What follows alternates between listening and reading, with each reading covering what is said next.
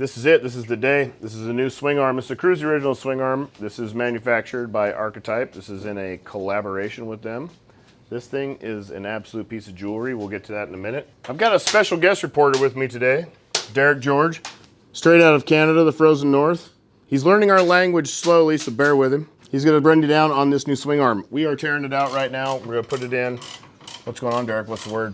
Not too much. Definitely hot in Phoenix. Happy to be down here with Trenton, Ryan, Tommy over there in the back, and we are bringing the new swing arm down. We're going to be doing a bit of an install today, so I'm hoping it goes well.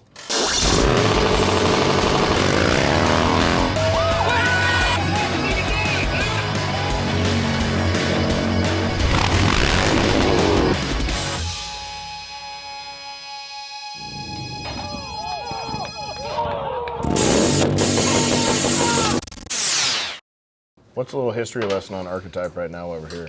We're about, 18 months into our company. Started off with some adjustable risers, and we're trying to level up the game, I guess, with some triple trees, some swing arms, just kind of keep pushing the product forward. I didn't know that was the first part. That was our first product. Yeah, that's 100%. My favorite risers. It's what I run on everything. Yeah, it was a lot to get them kind of where they were at, but they're starting to take off a little bit, and we're just happy to be down in Arizona and kind of get what we need to be doing. And I'm excited for this swing arm because this monster makes what, 200? 202. In the words of our friend Tommy over there, it's an honest 202 horsepower. Yeah, that means real. And I kind of don't know if I want to put that on the bike or put it on a chain and wear it around my neck. If I had just a little bit bigger hands, maybe a nice ring piece or cod piece maybe. It is a nice piece of jewelry, but it's also got a lot of form and function. Kind of what we do, like we're saying, going back and forth on stock geometry, being able to keep certain pieces of it 7 series aluminum, make it a little stronger. Torque brake arm is also 7 series. And I think when we're putting down this much power like Ryan's going to be on this bike, it's going to be a real true test to it. So it's not just to look good, it's meant to function with what we're going to be doing on this bike. It's 5 pounds lighter than the stock swing arm. 5 pounds is a pretty good amount for a small product like this, because this is solid steel right here. It's extremely heavy. So you're taking a little bit of mass off the rear wheel, which I'm trying to lighten the back of the bike up as much as possible, because I just want it to just cheat drift. You know, it makes 200 horsepower. If the bike weighed nothing in the back, it would just... So I can do all kinds of fancy drifting things, which we're going to try and get this dialed in today and probably hit the lot a little bit later. Or maybe tomorrow, whatever works out. What do you got going on over here, Trenton? Oh, I'm just pretending like I'm working. About ready to take the swing arm out, actually. The camera's over there. Yeah, there's 2 cameras. Yeah, the double angle. When we're doing these guys too, should we be replacing all the bearings every time? Like the sphericals on them? Yeah, actually going to press them out. I haven't pulled this swing arm apart before. I don't really know what the 24 looks like, if it's any different. I want to look at it and figure out what we're going to do from there. We have new bearings. You should always put new bearings in anything, anytime you do anything. You out? Yep. Ryan's having a look right now at the actual turbo piping and everything from Trask. Everything's gorgeous and beautiful, but we're kind of eyeballing to be able to get the pivot shaft out. So you may want to come over here and have a look, and Ryan can explain it to you. That's a hell of a good news reporter right there. See, I think if we clear, it's going to be really, really close. I don't want to scratch this. I also don't want to break any of this loose because the fitment on this is really dialed, and I really put a lot of time into this, and I don't want to do it again. So I could pull it out the other way, but this bolt isn't coming out. This is the one that decided to stay behind.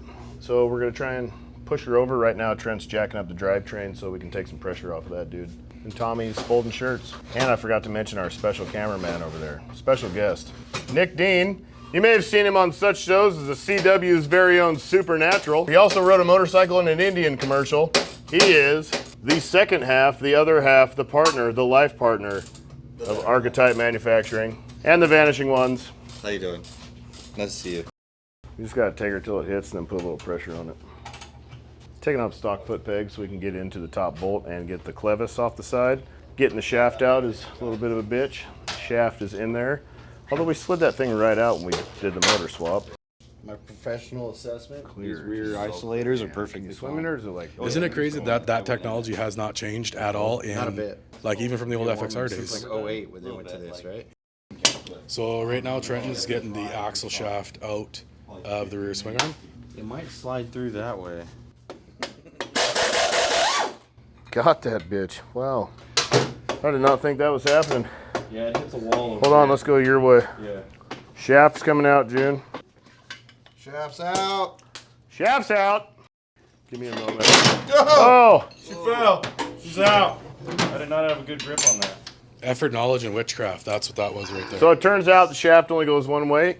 Maybe. That could be true. I spun this off with some air and then shaft pushed her on out that way. We need the factory spacers, and you definitely want to replace the bearings because those are a serious press fit, so we're going to do that. What are these things? Spacers. They come out. I'm thinking like inserts, yeah.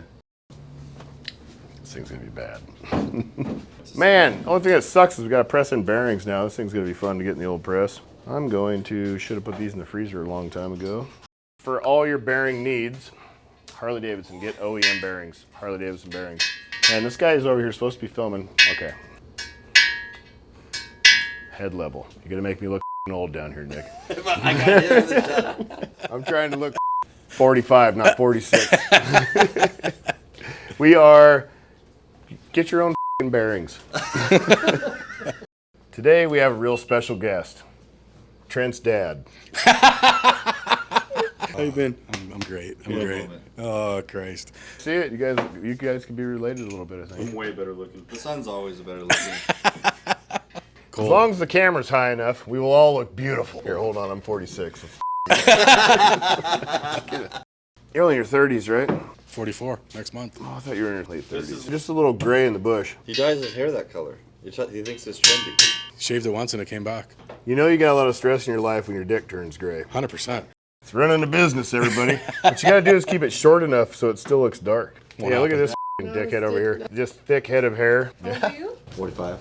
Oh no. 31. Oh, he's letting it out. The Dallas Assume model. Hold on. We're going to let that shit flow. Let's Look, let Dad. it flow. It gets a little darker at the end there. I know. That's because it's real old. Yeah. Yep. Looks good. Maybe one more little. Should make a tone change. Here. Set. You're dead now. What were you just doing there, Kruesi? But if you put the old bearing in the freezer and get her nice and cold, all the molecules shrink and she gets small. Like everything gets small when it's cold. Same process. And then you get this dude hot and she should just go, should just slide right in when she's warmed up. To the other side. We're gonna play a little song for you. I call it Smack Smack Bottom Out. Never had that problem either.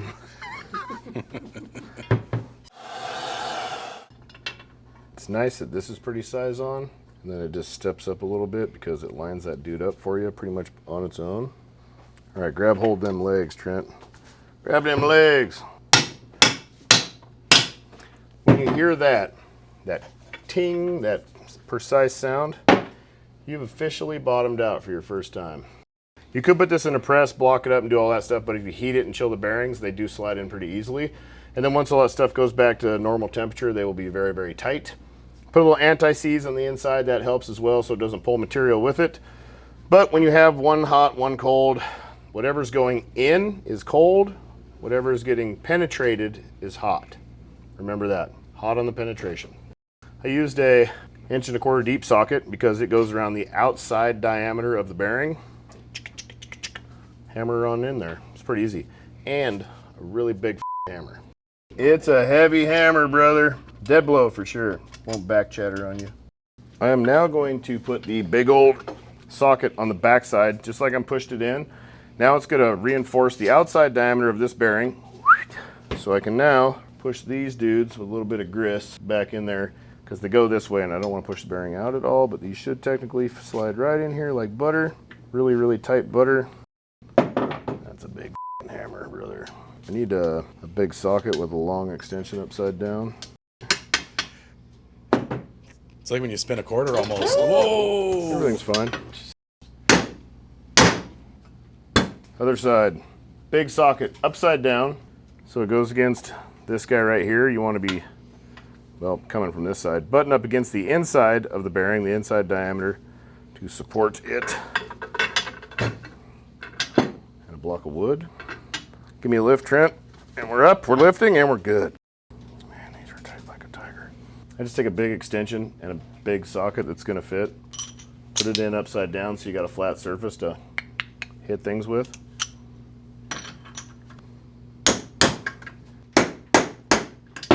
These aren't really a press fit. These are just more of a sitting there and fit. They're real, real tight, but they're not a press fit, so it should just slide down nice and easy. If it's not, you probably got something cocked up sideways or something like that. It's time to put it in. The axle's gotta go. What about the brake lines too? Which way do they need to go? Big lift, yep. Shit. Oh man. Lift the chain up some more. It's gotta go low. It needs to come forward over here. Should have brought my knee pads in today. Okay, wiggle that bitch up in there. Yeah, it's gotta wiggle it in. There's something holding me up because it's clear. It's the inside. Here, pull it out. Pull it out of the way. You good right there? Got space room on that side? You can get it in on the bike. I feel like it's closer than it was before. Okay, hold on. We're good for an axle. Put some anti-seize on that guy. Yeah, let me get that thing forward. There she goes. Oh, it's a real snug fit.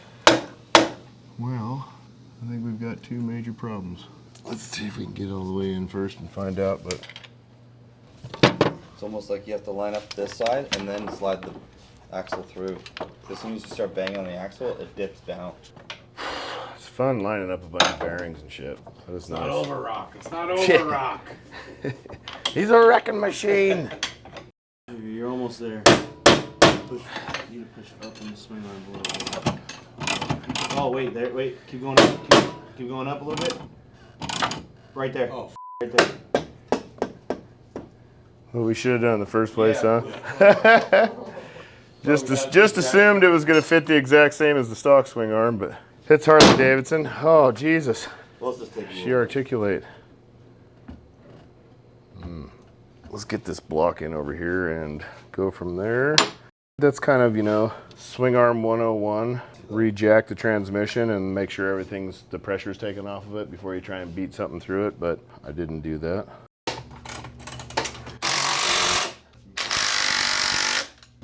Trade you. What's that? Got it? Yep. It's looking like something real serious. Yeah, this looks like it's got some secret shit going on now.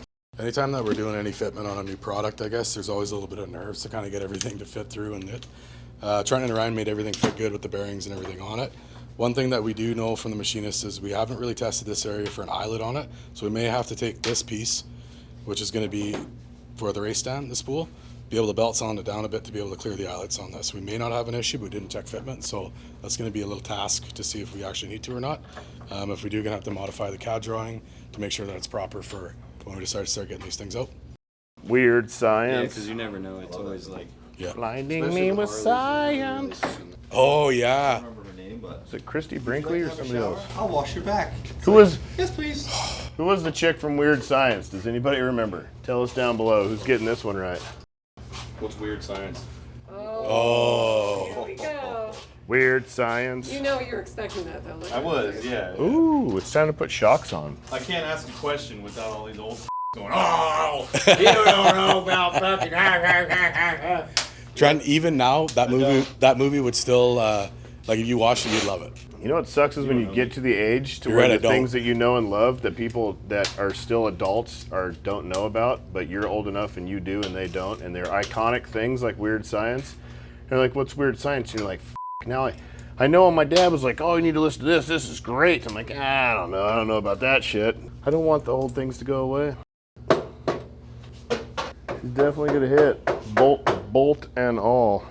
That's gonna have to be changed to boot. I think I have a plan. I have a remedy though. We've come to one small bump in the road. This is the first. This is why we test and tune and test. This guy's not going to clear the shock mount if you want to run in the factory position. You have to make a change. So this dude, if this was just moved to be on center, but you'd have to remake this whole piece, I think. I want to take this completely apart and get it up flush and hook the suspension up and see what we come up with, but I think we just need to rotate it to center. If you could move it, yeah, back and down would be ideal. Back and down as much as possible. So for now, we're not gonna run these dudes, which, man, I really like them, but we're gonna get those dialed in and they will be on the product that's ready for you guys. We just gotta back down a little bit. Never back down. Oh man, you know what's an even easier fix? I just cut this top one off. Only run 2 bolts. I think it'd probably hold. Just depends on how much material is there. This might need to be a little thicker product at that point. I think that we should do them 3-point on Like all that of them. better? Yeah, and do it up there, and then I'll just do it for mine. I'm gonna bolt the shocks in, and we're just step by step. Ooh, baby. We're gonna throw some shocks on and kind of get a good look at actually where everything's really gonna land, and then I can see what I can do. I like the way that you operate, Ryan. That guy's clearly too long. Stock bolts work. Stock bolts are probably a little bit on the short side. I am going to take the fairing off because we're also going to do trees while this job is going on. So Ryan's going to finish up the back over there with the swing arm, and I'm going to pull this fairing off and start taking apart the front to do the triple trees. So I don't have the length of bolts that I need to just bolt this dude up. So I'm going to run a set of our shock sliders. These are lower sliders, but I need to find another little spacer. I'm gonna do top and bottom. I also don't have bag rails or any crash protection on this bike except for our derby slider right now. And I've been drifting it around a lot, and it's really fun with that much horsepower. I didn't know if I would like drifting a turbo, but it's a cheat code. If you want a really easy to drift Harley Davidson, put a big ass turbo on it. It's awesome. But I'm gonna put sliders on it, have something on there until I get all this stuff done. Tomorrow, I'm gonna start working on the back fender, the carbon one. When are we gonna have crash bar material? It's shipping out today. It's only been a few months, but it's shipping out today. We're gonna have engine guards for these. K-bars coming really soon, and then she's gonna have all the crash protection in the world. Need to find a horseshoe.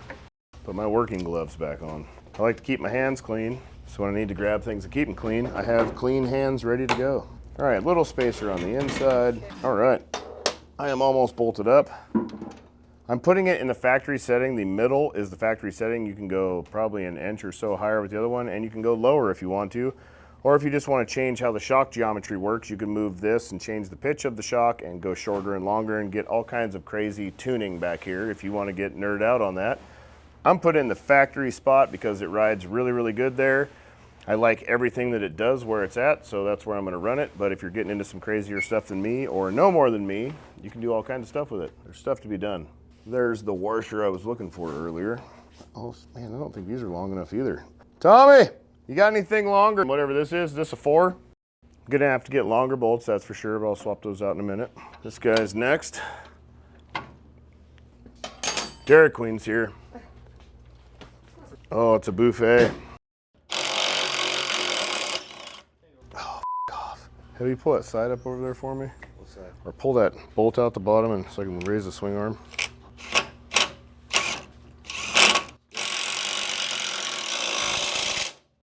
Go for Trent. I'm about to pull this fairing off. I realized halfway through taking the outer fairing off that I didn't have to pull the outer fairing off because there's just one plug down here on the neck and then this whole thing pops right off. It's very nice. Lift. Lift. Oh, easy does it. All right, what am I held up on? Plug-ins, can you lift up? Get away from me. I can't, like there's a wire holding it up. You're in a bad spot, Trent. You gotta take the outer fairing off and unplug the stereo. No way.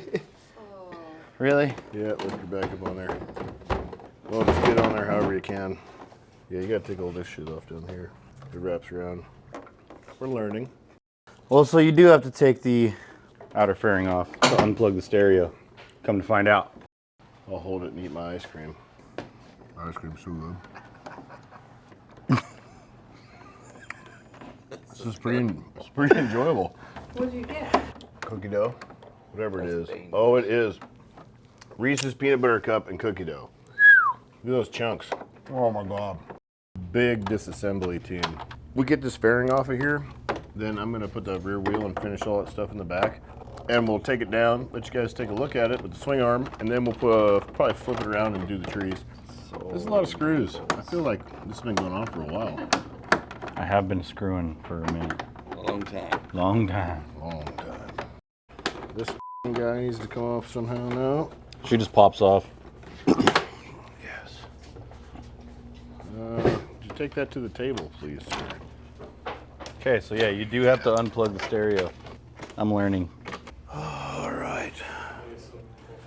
Hey Derek, what's going on here? Trying to figure out a solution at this point in time. Tell us the challenge. The challenge right now is the trees. Majority of times when triple trees are made, it's for road glides.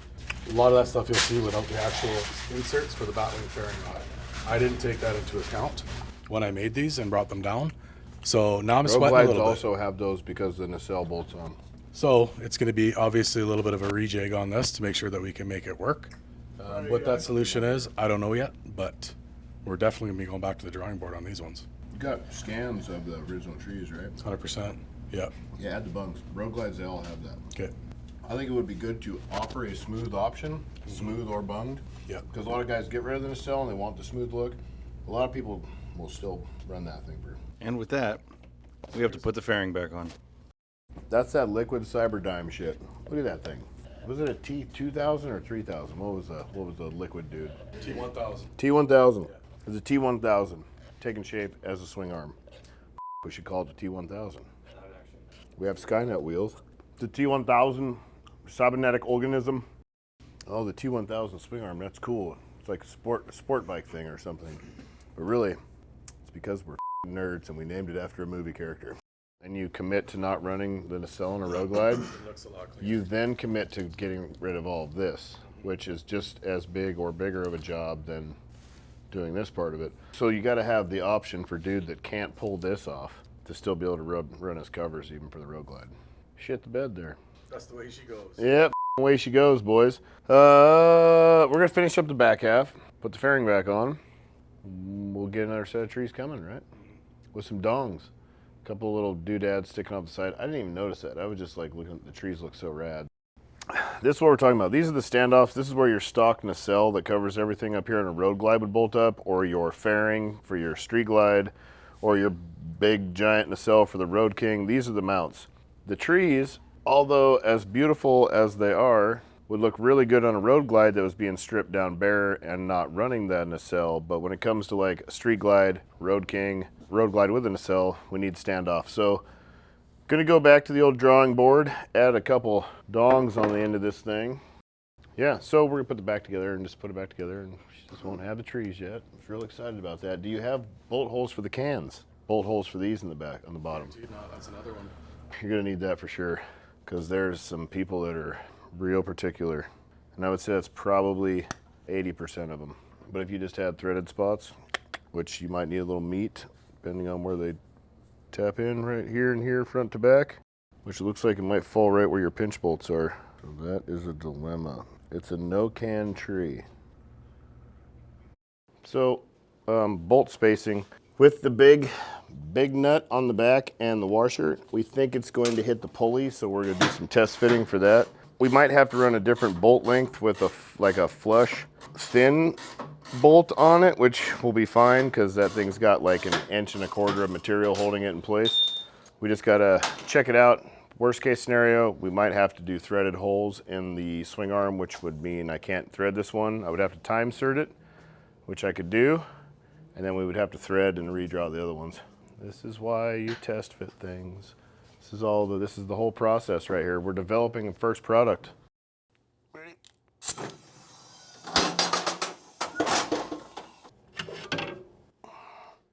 Slide the shock in. That's good. Oh, that looked like it went in there nice and easy. Okay. Is it on the bracket and everything? Yeah. Yeah, they fit nice. Come down. Hold. Let me get over here. Going in. So far, so good, I think. Good. Hold on. There she goes. So here's what I'm gonna do. This is a double nut.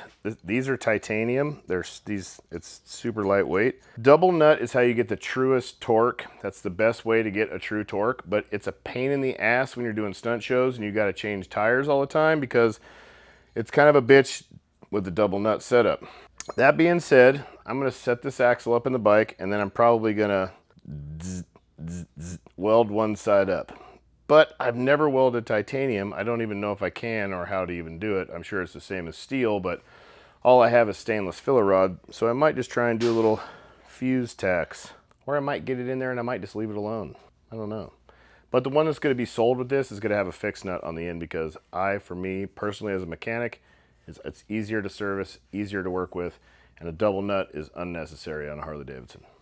So with the wheel in here, you can kind of see what we were talking about earlier, because we weren't sure if we could put a nut back here to see if it'll clear the sprocket. And with the shallow nylock, but it looks like she might clear just enough, so we might get lucky. Keep going. We're gonna thread the swing arms, the nut and bolt. The pulleys are way too close to the swing arm on a bagger, especially these later ones. On a Dyna and other stuff, it's different. You got miles of room to play with, but this you do not. So we can run it with the flush mount nut on the back, but don't want to sell it to you guys like that because there's too many variations. We can only do that because we have the Trask Performance chain drive kit on there, and it gives us that clearance. So we're a little bit special. This side we could run the full nut over here. You know, in the early Dynas, some of them were threaded on one side and a through bolt on the other, you know? Really? Like you could thread this side and through bolt this side because you got a mile of room over here.